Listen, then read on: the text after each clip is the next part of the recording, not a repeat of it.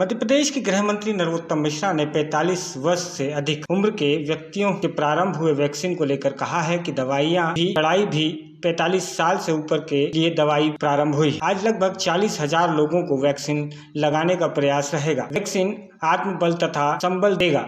जब तक दवाई नहीं तब तक ढिलाई नहीं की तर्ज पर कार्य किया जाएगा। वहीं उन्होंने बंगाल चुनाव को लेकर कहा है कि अधिक से अधिक संख्या में मतदान करें। कल उन्होंने चिट्ठी लिखकर बता दिया कि खेल खत्म है, वह संन्यास की ओर बढ़ रहे हैं। अब वह चिट्ठी लिखें या न्यायिक एजेंसी पर आरोप लगाएं, यह सब पटकथा है। कांग्रेस द्वारा किसानों की सहायता के लिए कॉल सेंटर खोलने को लेकर नरोत्तम मिश्रा ने तंज कसते हुए कहा है कि वह कोई किसान नहीं है, सब उद्योगपति हैं। किसान का दर्द वह क्या जाने। 10 दिन में 2 लाख और 1 का भी माफ नहीं किया गया। अध्यक्ष तक से झूठ बुलवा दिया गया। यह किसान का दर्द क्या जाने। कमलनाथ सिर्फ चुनावी पर्यटन पर आते हैं। किसानों को अप्रैल फूल बनाने के लिए ही 1 अप्रैल कांग्रेस ने चुना है। अब 1 अप्रैल उन्होंने चुनी इसलिए है कि किसानों को अप्रैल फूल बनाए। 1 अप्रैल की तारीख क्यों चुनी? अप्रैल फूल बना रहे हैं क्या? पहले बना चुके हैं 2 लाख के कर्जे पे। कम से कम किसान के साथ बार बार ऐसा छलावा न हो। दिन के बाद वहां तो किसान कोई है ही नहीं, उद्योगपति हैं, उसी दर्जे के बाकी हैं। तो इसलिए किसान का दर्द वो क्या जाने। सोने का चम्मच मुंह में पैदा होने वाले लोग जाके पायना फटी बिमाई, वो का जाने पीर पर आई। अगर पीर जानते होते तो 10 दिन में 2 लाख 1 हाथ का तो माफ किया होता। राष्ट्रीय अध्यक्ष से असत्य बुलवा दिया, झूठ बुलवा दिया। खुद ने वल्लभ भवन पे दस्तखत करके कह दिया कि माफ कर दिए सारे। 2-2 4-4 हजार माफ करके सेहरा मांगने लगे।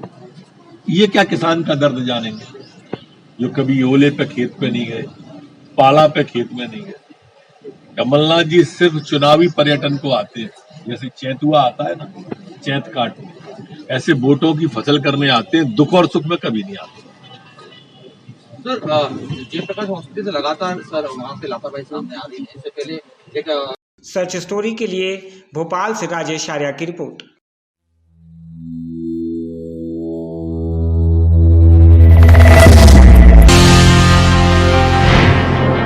हम आपको बता दें कि थाना हबीबगंज में एक ऐसा शर्मनाक मामला सामने आया जब एक पिता ने अपनी पुत्री के साथ छेड़छाड़ की। इसके बाद पुत्री ने अपनी मां के साथ जाकर थाना हबीबगंज में शिकायत दर्ज कराई। अतिरिक्त पुलिस अधीक्षक अंकित जायसवाल ने बताया कि फरियादी ने, जो कि 15 साल की है, अपनी मां के साथ आकर थाना हबीबगंज में शिकायत दर्ज कराई कि उसका पिता जो सगा है, उसके बावजूद भी उसने बच्ची के साथ अश्लील हरकत की, जिस पर थाना हबीबगंज ने मामला दर्ज कर लिया गया है और आरोपी पिता को गिरफ्तार कर लिया गया। आरोपी वेल्डिंग का काम करता है और थाना क्षेत्र के अंतर्गत 12 नंबर स्टॉप पर रहता है। फिलहाल पुलिस ने मामला दर्ज कर लिया है। बताया जा रहा है कि पिता द्वारा बच्ची के साथ पूर्व में भी छेड़छाड़ की गई थी, पर परिवारजनों ने समझाइश देकर नजरअंदाज कर दिया था। थाना हबीबगंज अंतर्गत एक मामला है जिसमें एक 15 साल की बच्ची ने अपने पिता पर आरोप लगाया कि उसके साथ छेड़खानी करता था और अभद्र व्यवहार करता था। इसी मामले को संज्ञान में लेते हुए जब कल वो अपनी मां के साथ शिकायत करने आई तो हम लोगों ने इसमें एक FIR दर्ज करी है और पिता को अरेस्ट करके भेजा। सर, परिवारजन का क्या कहना है इसमें? जो मां है वो खुद बच्ची के साथ आई थी और उसने इस बात पे गवाही भी दी है और पुष्टि भी की है कि जो पिता है वो बुरी नीयत से अपनी बच्ची को देखता है और उसके साथ अभद्र व्यवहार। तो क्या ये इसका सौतेला पति है? नहीं, ये इनके खास वो है और इसमें अरेस्टिंग भी हो गई है। पहले भी उसने एक आध बार ऐसा किया है जो उन्होंने अपने परिवार स्तर पर ही सुलझाने की कोशिश करी थी। सर, इसमें जो आरोपी है वो क्या काम करता? वो वेल्डिंग का काम करता और नशे का आदी है। सच स्टोरी के लिए भोपाल से सफीक खान की रिपोर्ट।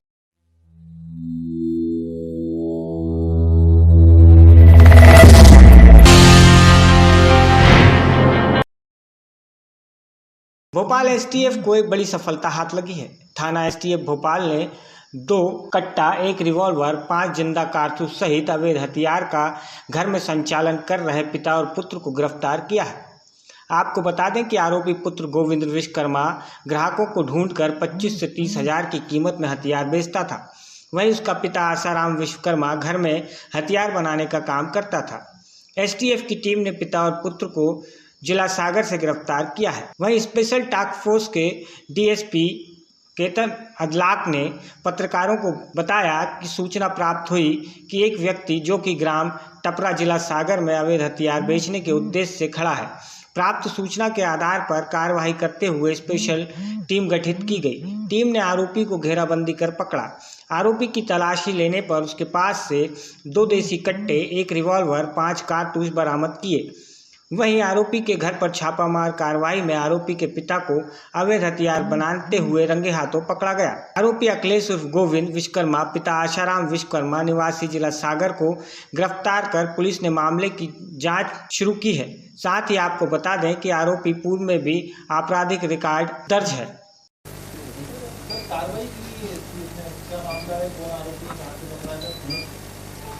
थाना एसटीएफ में दिनांक 31 मार्च को मुखबिर सूचना प्राप्त हुई थी कि ग्राम नवलपुर तहसील केसली में सागर में एक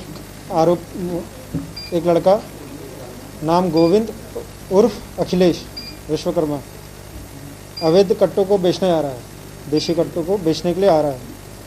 सूचना प्राप्त होने के बाद में थाना एसटीएफ से टीआई साहब के साथ में टीम रवाना हुई, जिन्होंने ग्राम टपरा जिला सागर में पहुंचकर देखा कि बताए गए सूचना के अनुसार एक लड़का बैग लेके खड़ा हुआ है, जिसको टीम के द्वारा पकड़ा गया और जिसकी तलाशी ली गई, जिसने अपना नाम अखिलेश उर्फ गोविंद बताया और उसके बैग में से 2 देसी कट्टे, 1 देसी रिवॉल्वर और 5 राउंड मिले, जिसे और पूछताछ करने पर बताया गया कि उसके द्वारा कट्टे उसके घर पे बनाए जाते हैं। साथ में उसके पिता आशाराम विश्वकर्मा कट्टे बनाने का काम करता है। जिसकी निशानदेही पे उसके घर गए, जहां देखा उसके घर पे लोहे की सरसी, 1 टीएमटी सरिया और हथौड़ी, welding rod, grinder machine, drilling machine ये सब मिली और उसके पिता को आशाराम विश्वकर्मा को मौके पर गिरफ्तार किया गया और उसने भी बताया कि वो अवैध कट्टे बनाने का काम करता है और आवश्यकता अनुसार जब भी उसके पास डिमांड आती है वो बेचने का काम करता है। सच स्टोरी के लिए भोपाल से सफीक खान की रिपोर्ट।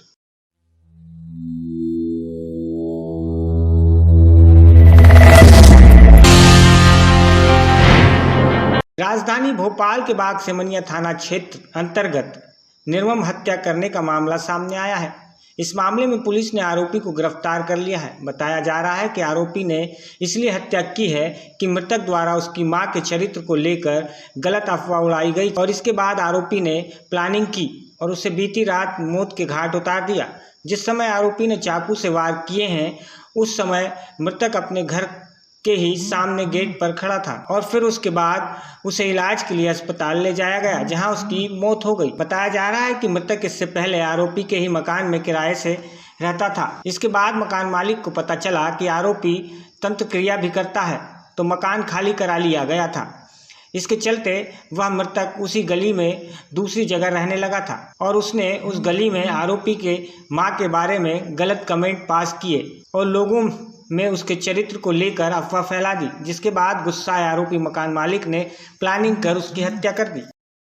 कल रात की घटना है अराउंड 11 बजे की, जब एक आरोपी जो हितेश है उसके द्वारा जो मृतक है उसको चाकू मार के अपने घर के बाहर चाकू मारा था, जिसके कारण उसके हॉस्पिटल में जाने के बाद मृत्यु हो गई। इसमें जो पता चल रहा है इनिशियल इन्वेस्टिगेशन में वो ये है कि इनमें पहले से ही आपस में किसी तरीके का विवाद था, जिसके चलते उसने ये घटना कारित की है। आरोपी जो है उसको अरेस्ट कर लिया है, आगे इन्वेस्टिगेशन जारी है। आरोपी सर क्या करता था पहले? ये आरोपी की उम्र 28-30 ईयर्स की है। अभी कुछ समय पहले स्टूडेंट था, अभी वो कहीं पे नौकरी कर रहा था कुछ समय पहले। सच स्टोरी के लिए भोपाल से सफीक खान की रिपोर्ट।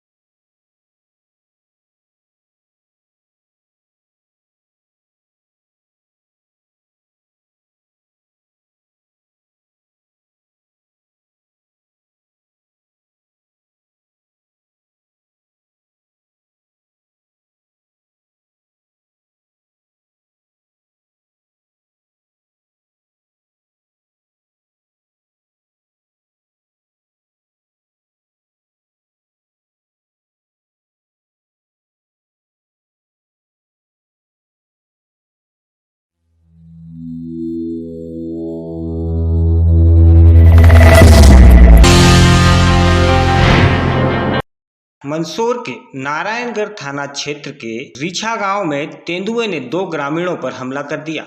हमले के बाद घायल दशरथ सिंह सोनगरा और बलवंत सिंह सोनगरा को नजदीकी नारायणगढ़ अस्पताल ले जाया गया, जहां उन्हें प्राथमिक उपचार दिया गया। इस बीच तेंदुए के रेस्क्यू के दौरान वन विभाग की बड़ी लापरवाही सामने आई। वन विभाग की उज्जैन से आई टीम घंटों भर प्रयास के बाद की गई घेराबंदी के बावजूद तेंदुए का रेस्क्यू नहीं कर सकी। लंबे चले रेस्क्यू अभियान के दौरान तेंदुआ निकलकर रहवासी क्षेत्र की तरफ भाग गया, जहां तेंदुओं को देखकर ग्रामीणों में भगदड़ मच गई। इस दौरान ग्रामीणों का गुस्सा जमकर वन विभाग की टीम पर निकला। उन्होंने विभाग की गाड़ियों को घेर कर वन विभाग कर्मियों को खूब खरी खोटी सुनाई। बाद में ग्रामीणों ने लाठी डंडे और पत्थरों के सहारे तेंदुए को एक खेत में घेर लिया, जहां तेंदुए के हमला करते ही ग्रामीणों ने उस पर लाठियां बरसा दी, जिसके बाद में वन विभाग का अमला डीएफओ सहित अचेत अवस्था में तेंदुए को लेकर इंदौर निकल गया, जहां तेंदुए की जान बचाने के प्रयास किए जाएंगे। डीएफओ संजय चौहान से फोन पर हुई चर्चा में उन्होंने बताया कि उनकी पहली प्राथमिकता तेंदुए को बचाना है। सर्च स्टोरी के लिए मंदसौर से राजेश मालू की रिपोर्ट।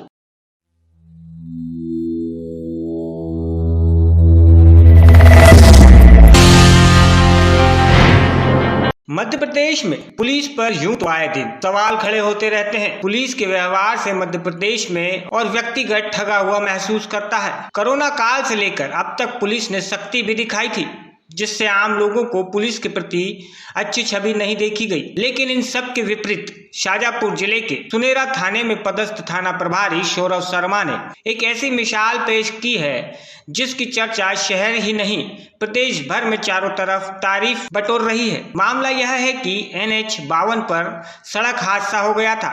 उस गाड़ी को पुलिस ने जब्त कर सुनेरा थाने ले आए थे, जिसमें 3 लाख रुपए रखे थे, जो घायल हुए व्यक्तियों के परिजनों को लौटाए गए। ईमानदारी का परिचय देते हुए सौरभ शर्मा ने 3 लाख रखे बैग को घायल के परिजनों को लौटाया।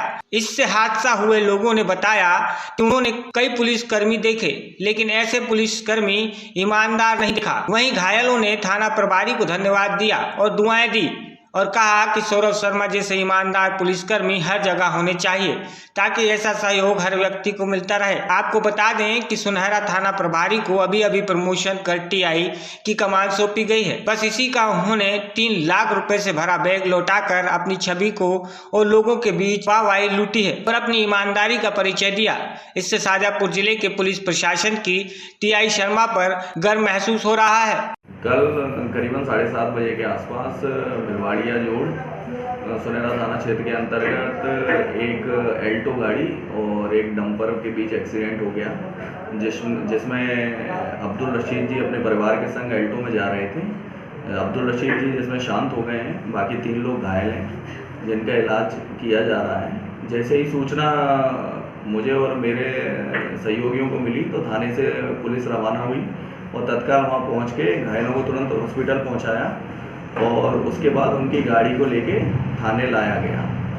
करीबन 1 घंटे बाद मुझे सूचना मिली कि उस गाड़ी में कुछ पैसा रखा हुआ था, करीबन 3 लाख रुपए के आसपास, जो कि गाड़ी वहाँ पर काफ़ी देर तक खड़ी रही और काफ़ी भीड़ भी लग गई थी। उसके बाद गाड़ी हम लोग थाने लेके आए थे तो उसमें देखा गया तो वो 3 लाख रुपए उसमें से बरामद किए गए और जिन लोगों के वो पैसे थे, जो लोग घायल थे, उनको मेरे और मेरे सहयोगियों द्वारा हॉस्पिटल पहुंचकर रात में 11:30 बजे वो राशि उनको दी गई, जिससे आगे उन लोगों के इलाज के लिए उन्हें इंदौर रेफर किया गया है।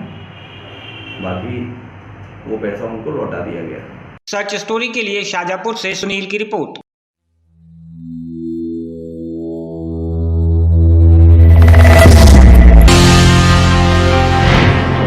शाजापुर नगर में सामाजिक संस्था वी केयर ने नगर में पुलिस चौकी चौराहे पर मास्क वितरण कर रोको टोको अभियान चलाया। मध्य प्रदेश में भी ये संख्या 2000 के पार निकल गई है। हमारे कुछ शहर तो ऐसे हैं जहां संक्रमण की ये संख्या अपने उच्चतम स्तर पर पहुंच गई है। असाधारण तेज गति से ये संक्रमण बढ़ रहा है।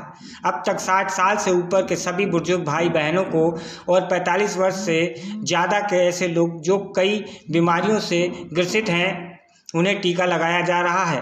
लेकिन प्रधानमंत्री जी के आशीर्वाद से 1 अप्रैल से 45 साल की उम्र से ज़्यादा सभी जो किसी बीमारी से ग्रसित नहीं हैं, उन्हें भी टीका लगाया जाएगा। सर्च स्टोरी के लिए शाजापुर से सुनील की रिपोर्ट।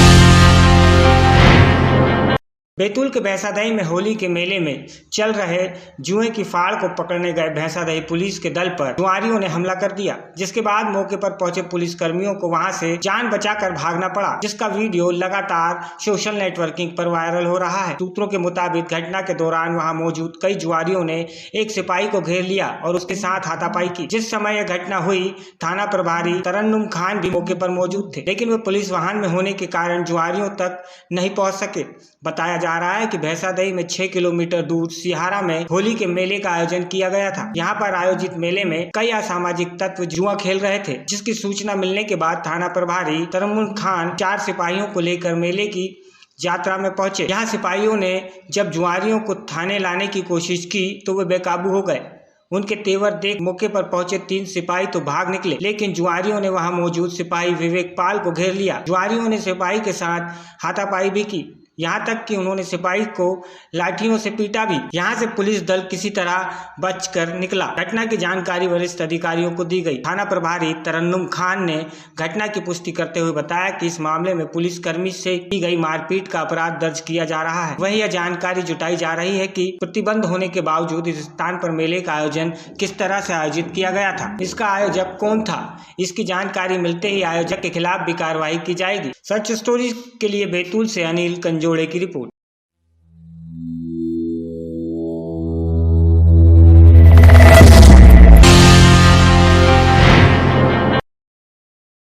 जागरण मंच विभाग संयोजक अर्जुन सिंह भदौरिया और जिला अध्यक्ष नीतू सिंह चौहान द्वारा जानकारी देते हुए बताया गया कि संगठन को एक नाबालिग गर्भवती अवस्था में मिली, जिसकी आप बीती बताई। नाबालिग बालिका ने हिंदू जागरण टीम को बताया कि जिला अरिया बिहार का रहने वाला हमीद नाम के आरोपी से उसका संपर्क बेलदारी मजदूरी करने के दौरान मले गांव में हुआ, जहां से उसे वहां मुझे अपने प्रेम जाल में फंसाकर दिल्ली ले गया। दिल्ली में कलाम और खुर्शीद नाम के आरोपियों ने भी मेरे साथ दैनिक शोषण किया। यह गिरोह दिल्ली में आदिवासी महिला बच्चों को लेकर भीख मंगवाता है, उसका दैहिक शोषण करता है। जब मैं दिल्ली में गर्भवती हो गई तो वहीद ने मुझे उज्जैन की बस में बैठा दिया, जहां मुझको हिंदू जागरण मंच की टीम ने सहारा दिया, मुझे प्रशासनिक मदद मुहैया कराई है। मैंने उसे दिल्ली में फ़ोन बुलाया, जहां उससे हिंदू जागरण मंच में पकड़कर पुलिस के हवाले कर दिया है। इस पूरी कार्रवाई में हिंदू जागरण मंच के महामंत्री अनिल शर्मा पुष्पेन जैन ने मेरा सहयोग किया है और आरोपी को पकड़कर पुलिस के हवाले किया है। ये जानकारी है कि ये आदिवासी क्षेत्रों से जो बेलदार के रूप में महिलाएं काम करती हैं, उन बच्चों को, उनके साथ बच्चे भी होते हैं कुछ, तो ये अन्य क्षेत्रों से महिलाओं को अलग अलग जगह से दिल्ली ले जाते हैं ये लोग, है ना। ये महिला पीड़िता मूलतः बड़वानी जिला की बड़वानी की रहने वाली है और इसको पहले मालेगांव ले जाया गया, मालेगांव से इसको दिल्ली ले जाएगा, दिल्ली से बिहार ले जाएगा, बिहार से फिर दिल्ली लाया गया इसको। और जब ये दिल्ली में प्रेग्नेंट हो गई, चूँकि ये नाबालिग है, इसकी 15-16 वर्ष उम्र है इसकी, और इसको प्रेग्नेंट हो गई तो चूँकि इसकी बहन यहाँ उज्जैन में काम करती है बेलदारनी का पास में चंदूखेड़ी की साइड पे, तो उसने बस में फुल टाइम में इसको यहाँ बिठा दिया। महिला जब उज्जैन आई तो हमको हिंदू जागरण की टीम को खबर हुई, हमने इससे मिले, महिला का मर्म समझा हम लोगों ने और बड़ा विभत्स उससे घटनाक्रम हुआ है, उसका शोषण हुआ है। महिला ने हमको जो बीती बताई, इससे हमको समझ में आया कि ये पूरा अंतर्राज्यीय गिरोह। हमने माननीय एडीसीपी साहब को, स्थानीय पुलिस को हमने अवगत कराया केस के बारे में। कल इस महिला की FIR हमने महिला थाने में कराई है और हम लोगों ने, महिला ने, क्योंकि इसका फ़ोन आ रहा था, सदा संपर्क में था ये, और ये महिला को लेने आ रहा था। इसने महिला को धमकाया भी पहले कि मैं उज्जैन आ रहा हूँ, यदि कुछ गड़बड़ हुई तो मैं तेरे पे एसिड डाल दूँगा, तेजाब डाल दूँगा। ये सब घटनाक्रम सामने आया तो महिला ने उसको उज्जैन बुलाया कि अब ये इसको लेने आए थे यहाँ पर, और देवास गेट पे इसने बताया कि देवास गेट आ गया हूँ, तो देवास गेट से हमारी हिंदू जागरण की टीम ने इसको यहाँ से पकड़ लिया और माननीय एडिशनल से जाकर आदेश के अनुसार देवास गेट थाने में हमने इसको जमा करा दिया। यहाँ से जो कार्रवाई प्रशासन करेगा। आपका नाम बताएं। मैं अर्जुन सिंह भदौरिया, विभाग सह संयोजक, हिंदू जागरण मंच। सच स्टोरी के लिए उज्जैन से प्रियंक की रिपोर्ट।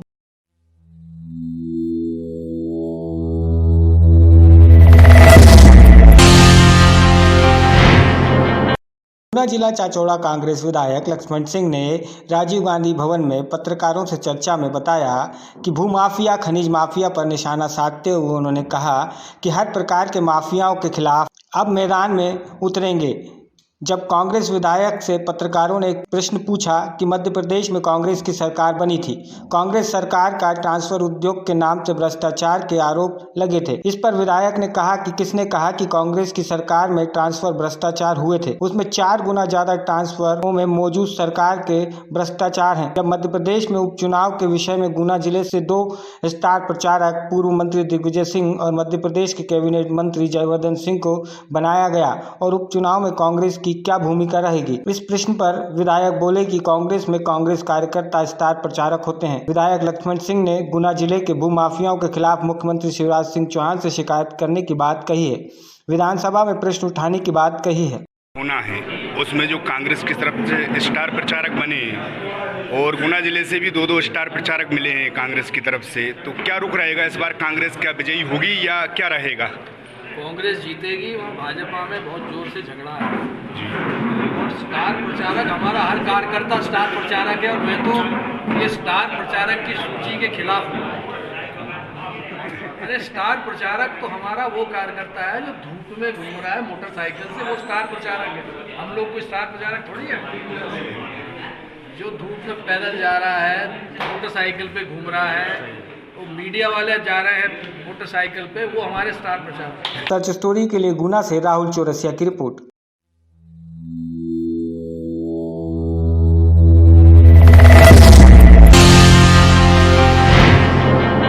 मध्य प्रदेश की शिवराज सरकार ने ग्राम स्वरोजगार को मजबूती प्रदान करने और समूचे विकास हो सके, इसलिए ग्राम सरकार में रोजगार सहायकों की नियुक्ति की गई थी। कहते हैं भेड़ अगर खेत को खाने लगे तो खेत की रखवाली कौन करे। ऐसा ही एक मामला बाड़ी जनपद के ग्राम सोजनी में देखने को मिला, जहां रोजगार सहायक ब्रजेश रघुवंशी द्वारा स्वच्छता भारत मिशन में किस तरह भ्रष्टाचार किया जा रहा है। देखने को मिला कि स्वच्छ भारत मिशन के तहत पहले ग्राम में 85 शौचालय बनाए गए थे, लेकिन वो शौचालय पंचायत ने न बनाकर खुद हितग्राहियों के द्वारा बनाए गए थे।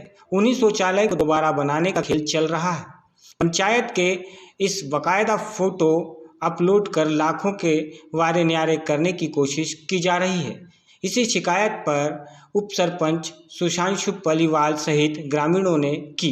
सीओ जनपद AM संयम ने 1 सप्ताह में जांच कर कार्रवाई की बात कही। ग्राम पंचायत सोजनी में जब मीडिया पहुंचा तो ग्रामीणों ने GRS के खिलाफ शिकायतों का पुलिंदा खोल दिया। कई गंभीर आरोप लगाते हुए उप सरपंच सुधांशु पालीवाल ने रोजगार सहायक ब्रजेश रघुवंशी ने ग्राम में कोई काम नहीं किया और काम करने की बात करो तो ग्रामीणों से पैसे की मांग करता है। ग्रामीणों ने साफ तौर पर कैमरे के सामने रोजगार सहायक पर 3 से 4 हजार रुपए शौचालय में मांगने का आरोप लगाया है और जीरो टैग कर पुराने शौचालय के फोटो अपलोड कर हेरा फेरी और सरकार को चूना लगाने की कलाकारी जारी है।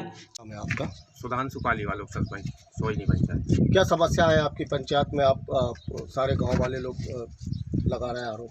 पंचायती स्तर पर कोई भी काम हो ही नहीं रहा। GRS लगभग 15 दिनों से पंचायत में ही नहीं आया। ग्राम पंचायत खुल नहीं रही। अभी अपन 2 घंटे से बैठे हैं यहाँ पे, चाबी नहीं हो रही है प्राप्त कहाँ से। और शौचालय में कोई भी काम नहीं हुआ है। अर्जी नाम जोड़े गए हैं ठीक है, पात्रता रखते हैं वो लोग, लेकिन उन्हें लाभ नहीं दिया जा रहा है। पैसों की मांग की जा रही है। 6-6 हजार रुपये GRS मांग रहा है एक शौचालय पे। अभी यहाँ पे पुराने जो बने हैं शौचालय उनकी फोटो खींच रहा है, अपलोड कर रहा है, फुल फर्जीवाड़ा। तो कितने फोटो है जो पुराने हैं जिनकी? लगभग उसने 8-9 लोगों की अपलोड कर दी है फोटो फर्जीवाड़ा। ये पैसा किसके खाते में आएगा फिर? ये हितग्राही को ही दिला रहा है, हालांकि पैसे अकाउंट तो उसी का लिया है, लेकिन यही है कि फर्जीवाड़ा 6 हजार रुपये की मांग कर रहा है।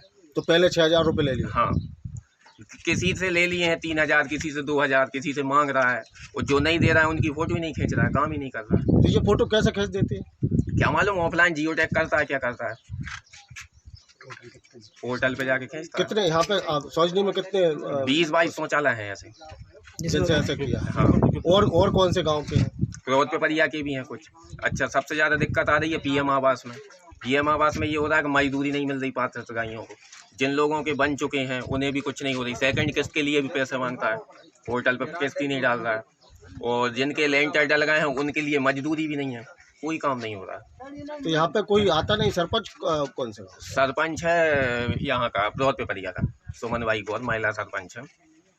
तो कौन चलाता है पंचायत? उनके जेठ चलाते हैं नारायण सिंह जी गौर। यहाँ पे सचिव नहीं है कोई? सचिव हैं सुदेश भैया ठाकुर हैं बाहर कच्छ के, तो वो उनको अभी चार्ज नहीं हुआ है, शायद आजकल में अकाउंट खुलने वाला है पंचायत का, उनके पास चार्ज नहीं। ये सारे घपले घोटाले कौन कर रहा है? GRS के अधीन चल रही थी अभी तक पंचायत। कौन है?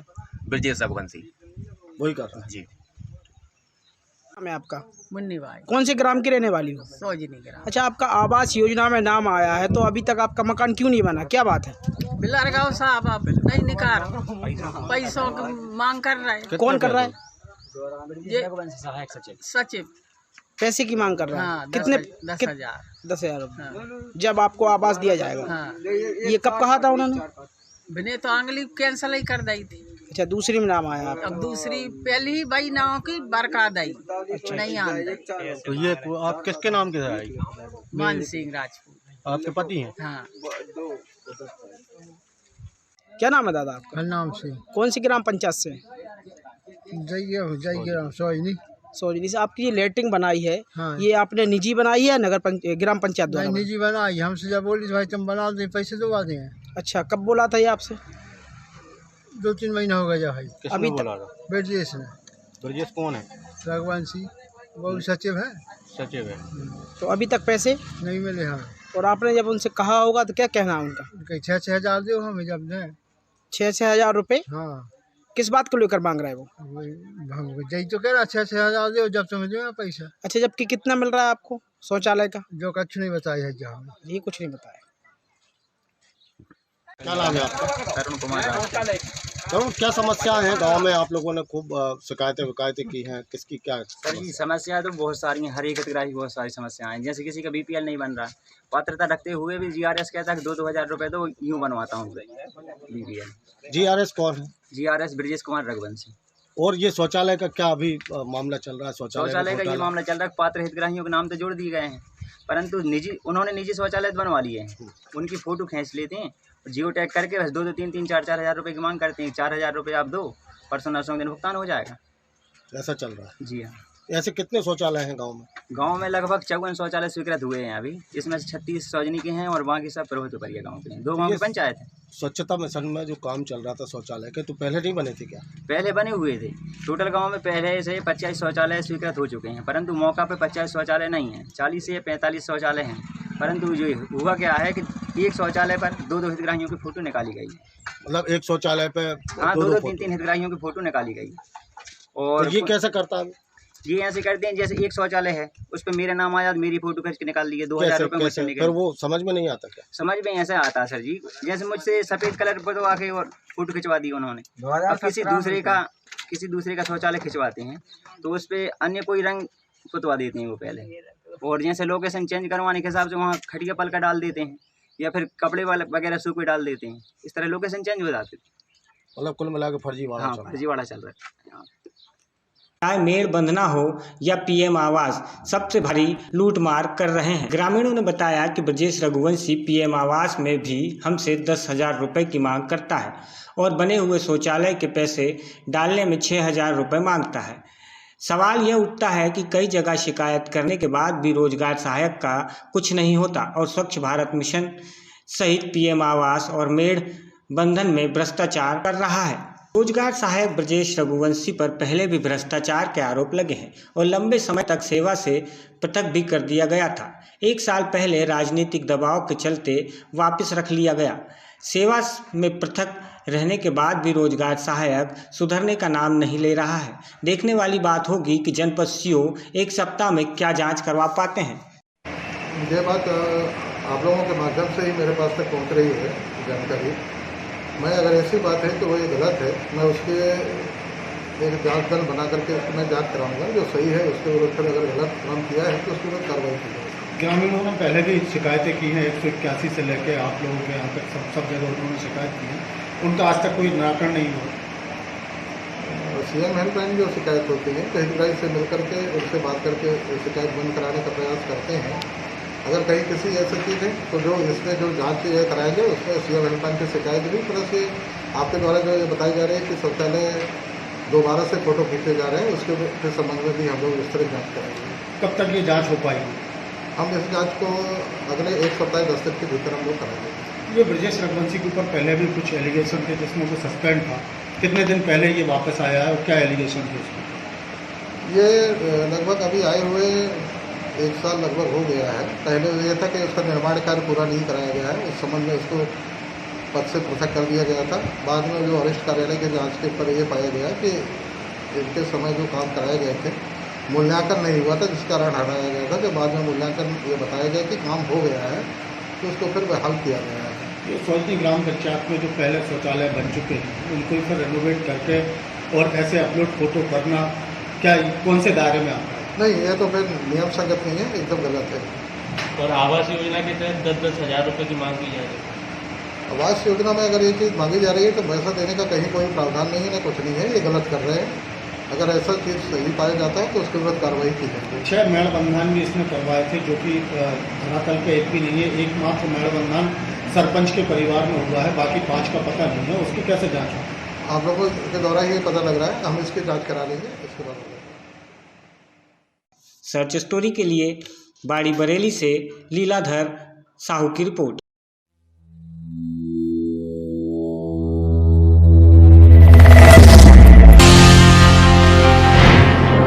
दिल्ली में बैठे किसानों को जहां 2 माह से अधिक हो गया कृषि कानून बिल को लेकर आज बरेली में हजारों किसानों के द्वारा सैकड़ों की संख्या में ट्रैक्टर रैली निकाली गई, जो लगभग 5 किमी लंबी थी।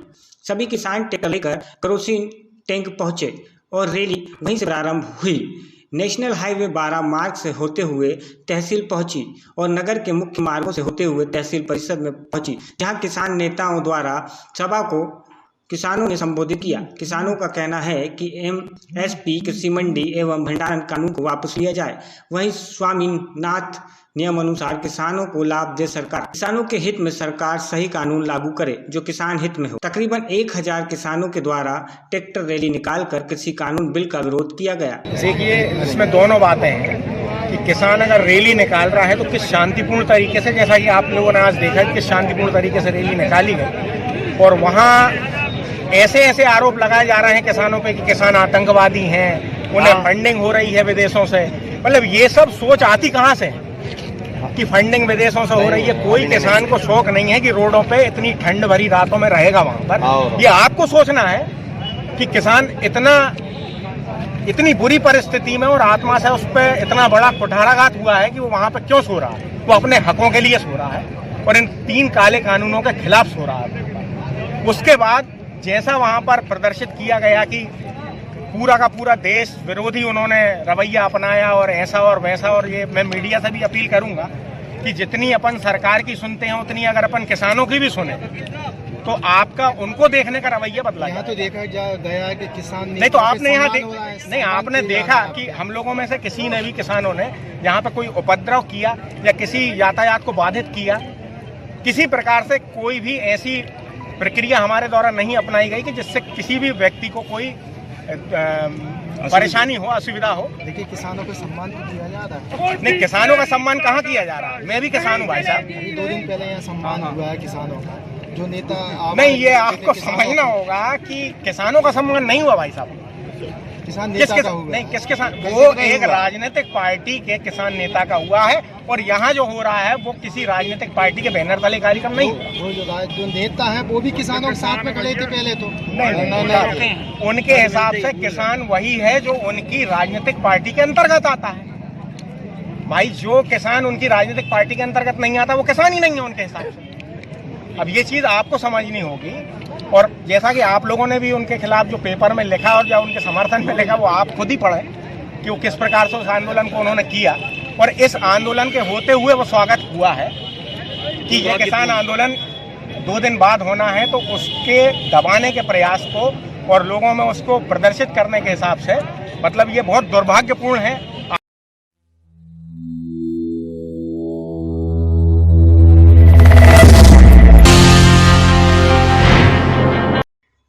चलती बाइक पर ज्वलनशील पदार्थ के कारण भीषण आग लगी।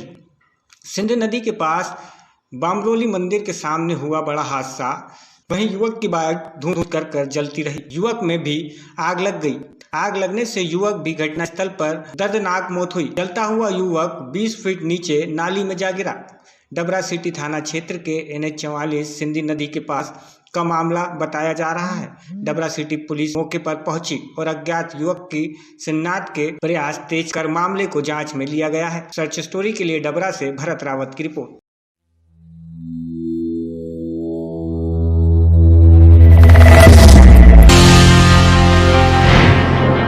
महिला एवं बाल विकास द्वारा संचालित आंगनवाड़ी केंद्रों को कार्यकर्ताओं व सहायिकाओं द्वारा कार्य कराया जाता है, जिसमें सरकार की ग्रामीण व शहरी परियोजना क्षेत्र में कार्य में मूल रूप देने की जिम्मेदारी सौंपी जाती है। आंगनवाड़ी कार्यकर्ता व सहायिकाओं ने अपनी मांग पत्र में शिकायत दर्ज कराई है कि जिला प्रशासन अन्य विभाग के कार्यों में आंगनवाड़ी कार्यकर्ताओं को लगा दिया जाता है, जिसमें आंगनवाड़ी केंद्र में संचालित योजनाओं पर प्रभाव पड़ता है। महिला बाल विकास विभाग के कार्य व लेखन रिकॉर्ड को तैयार करने में भारी परेशानी का सामना करना पड़ता है, जैसे सुकन्या समृद्धि योजना, कोरोना टीकाकरण सर्वे कार्य, अन्य विभागों के कार्यों में ड्यूटी लगाई जाती है, जिससे हमारा दैनिक जीवन भी प्रभावित हो रहा है। हम सभी आंगनवाड़ी कार्यकर्ता महिलाएं हमारे परिवार व बच्चों के प्रति एक जिम्मेदारी का निर्वहन करना होता है, जो अन्य विभाग के कार्य उनके उपरांत अपने केंद्र का कार्य करना पड़ रहा है, जिससे समय और स्वास्थ्य पर दुष्प्रभाव पड़ रहा है। कलेक्टर को ज्ञापन देकर हमने अन्य विभाग के कार्यों से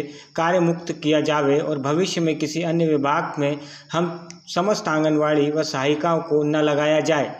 इन सभी मांगों को लेकर आंगनवाड़ी कार्यकर्ताओं ने कलेक्टर को ज्ञापन सौंपा। सर्च स्टोरी के लिए कटनी से हम लोग ये सुकन्या, पोषण टैकर, संपर्क ऐप, इन सब में इतना परेशान हो गए हैं कि डिप्रेशन में हम लोग जाने लगे एकदम। ये बात तो और घर में भी इतने प्रताड़ित हो रहे हैं इस चीज़ को लेके कि हमारे घर में सीधे ये बोल दिया जाता है कि तुम घर में रहो या अपना विभाग देखो, आप अपने परियोजना में रहो। कभी 6 बज जाते हैं, कभी 5 बज जाते हैं, कभी रात के 10 बज जाते हैं। तो मेरी कलेक्टर महोदय से ये मांग है सिर्फ कि जो आज हमने ये अपनी समस्याएं बताई हैं उनको, इन समस्याओं पे वो विशेष तौर पे ध्यान दें और 3 दिन के अंदर इसका निराकरण करके दें। अगर इस समस्या का निराकरण 3 दिन के अंदर नहीं किया जाएगा तो हम समस्त आंगनवाड़ी कार्यकर्ता सहायिका अनिश्चित काल केंद्र बंद हड़ताल करेंगे। और ये मैं ये नहीं कहती हूँ कि सर ये हम लोगों का वो देख के कर रहे हैं, ये एक महिला का शोषण देख के इस चीज़ को सोचे। धन्यवाद। प्रवीण तिवारी की रिपोर्ट।